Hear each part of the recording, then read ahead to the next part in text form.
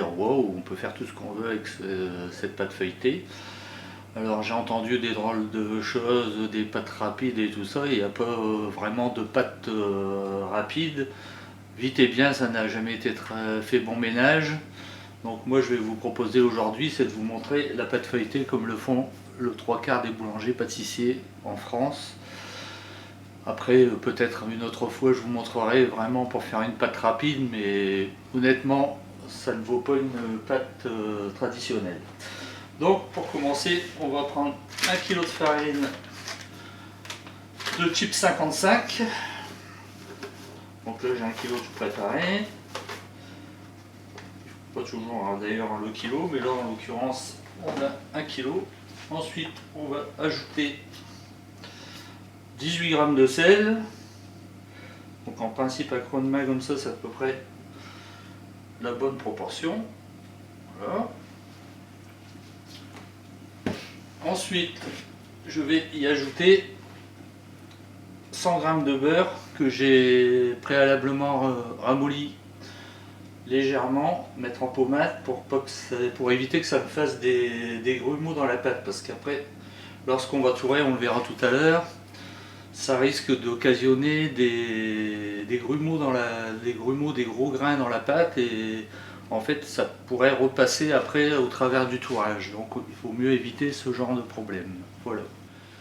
Donc on peut réaliser la détrempe à la main, bien entendu, ou là en l'occurrence je vais le faire avec un petit mélangeur que l'on trouve un peu dans toutes sortes de commerces, avec le crochet à pâte. Donc on va mélanger tout doucement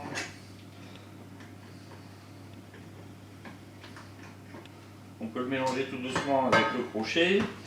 Là, pour gagner un petit peu de temps, je vais faire le mélange préalable à la main avec la farine, le beurre et le sel. Donc bien émietter le beurre, comme il est en pommade, ça va tout seul dans la pâte. En fait, un peu comme si on faisait une pâte sablée.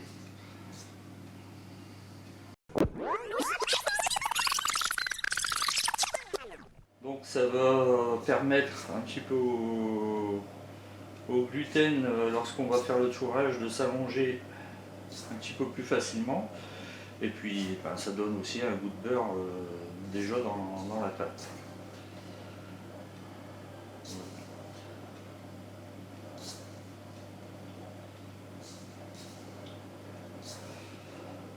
Voilà, vous voyez, ça fait comme du sable déjà. Hein.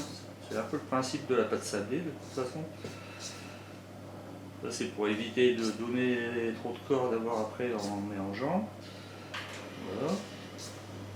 Avec l'eau, parce qu'ensuite on va ajouter l'eau. Bon, là c'est bon.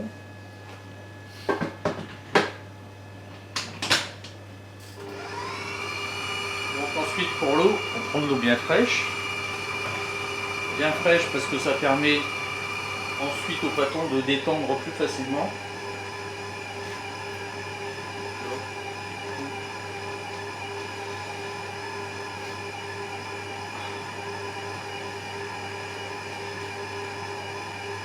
Alors on est à 215, donc on va mettre à peu près 600 g d'eau, parce qu'en fait tout dépend des farines. J'entends quelquefois des gens qui disent il faut mettre tant et tant d'eau. En fait tout dépend de la farine.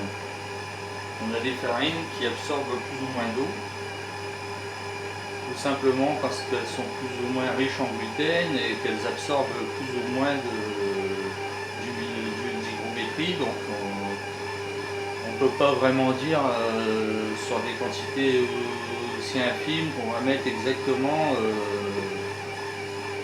600, 650 g d'eau.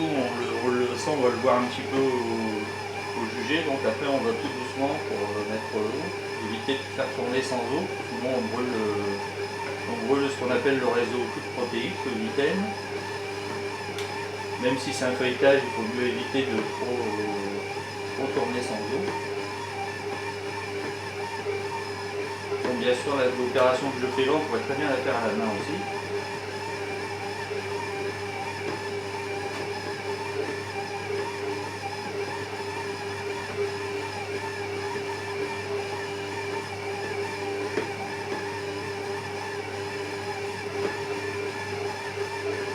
plus là, comme on a ajouté forcément 100 g de beurre, donc même si c'est pas de l'eau, ça amène quand même du gras dans la pâte, donc il est fort probable qu'on mettra un petit peu moins d'eau.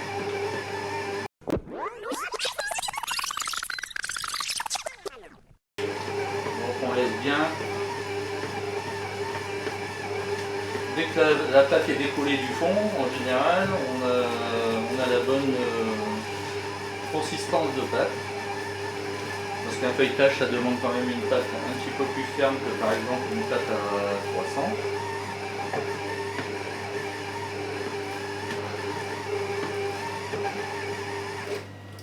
On va vérifier.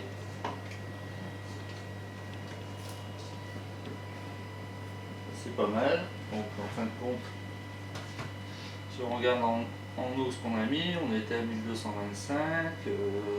En fait là on a mis 500 g d'eau. Donc comme quoi, il faut toujours rester prudent avec l'eau. Donc une fois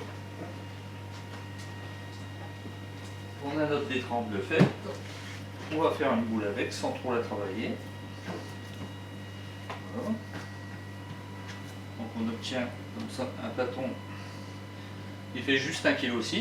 Donc vous voyez, ça correspond avec ce que je disais, 1 kg de farine, 18 g de sel et 100 g de beurre. Donc il reste à peu près 500 g d'eau. Voilà. Et ensuite on va couvrir avec simplement soit avec un linge ou soit avec un aluminium pour dire que ça ne croûte pas. Et pour préparer l'opération du tourage, nous avons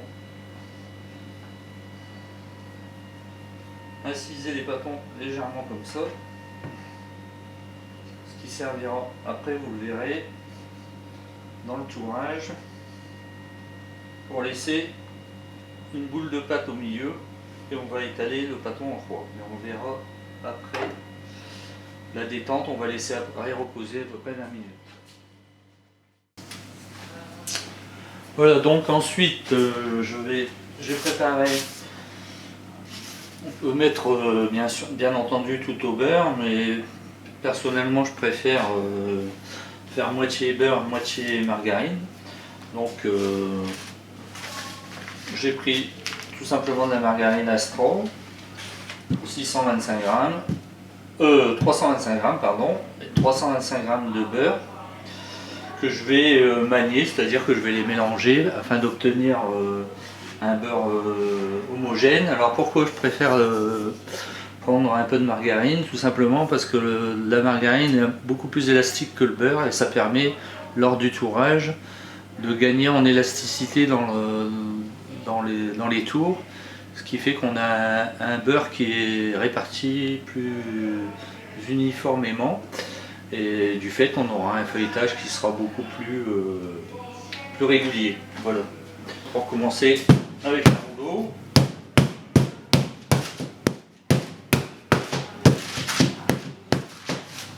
Et ensuite avec le point. Ensuite je vais incorporer le beurre. Inverse.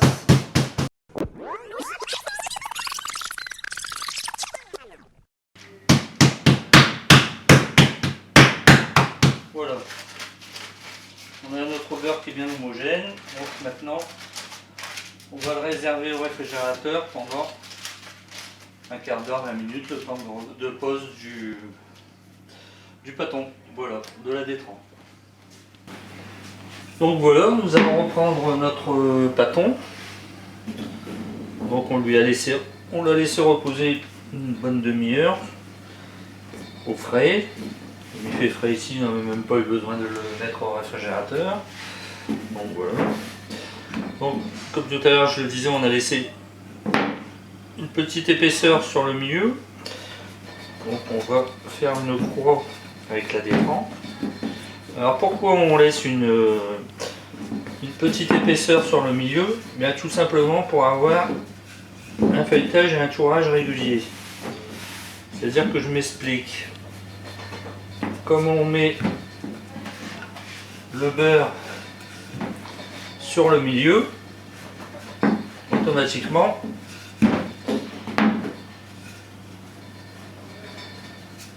Lorsque l'on va rabattre les 4 côtés de la croix, on va se retrouver avec une surépaisseur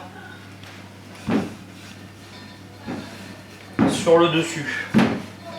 Donc là, si on veut avoir un feuilletage régulier, il faut qu'il y ait à peu près la même épaisseur de pâte sur le dessus du pâton et sur le dessous, ce qui permettra d'ailleurs au beurre après de se tirer. Donc toujours bien travailler au carré, c'est très important pour le feuilletage si on veut avoir un feuilletage régulier.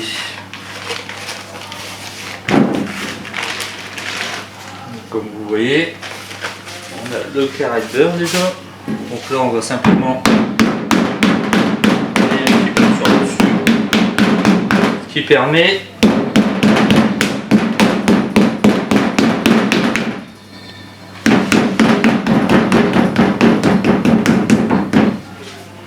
d'avoir un feuilletage régulier. Donc comme je le disais, on rabat un morceau de pâte sur le dessus.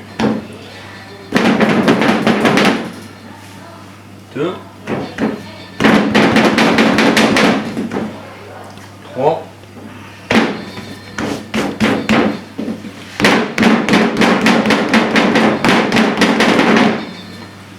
et 4.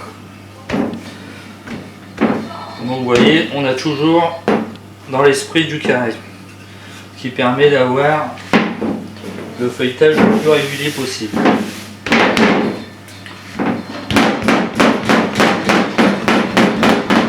Bon, pas des gros coups maintenant, on donne que des petits coups de rouleau afin d'avoir le beurre uniforme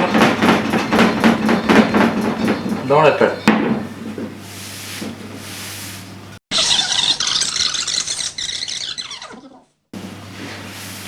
Donc afin de préserver un carré, on va donner là un petit coup de rouleau dans le milieu. Donc une fois qu'on le reprend de l'autre côté, nous allons avoir comme ça toujours le carré.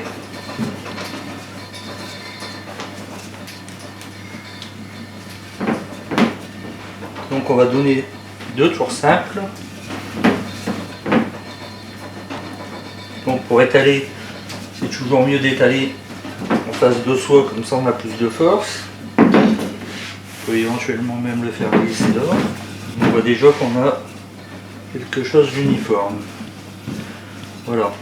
Donc là on va tourner d'un quart de tour et on va donner le tour simple. Voilà. Tirer un peu les surplus de farine.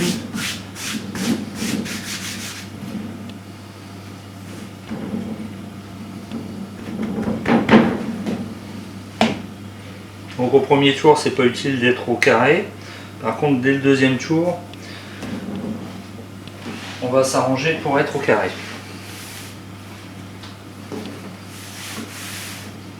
Donc toujours un petit coup dans le milieu pour faire remonter la pâte bien sur l'autre côté. Donc toujours bien vérifier l'épaisseur de la pâte pour avoir un chouage régulier. Bon, on va mélanger un petit peu par ici.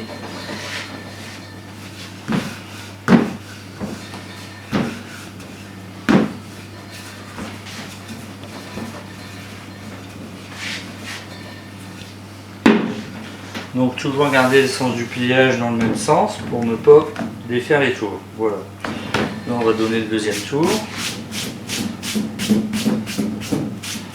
On va tirer le surplus de farine.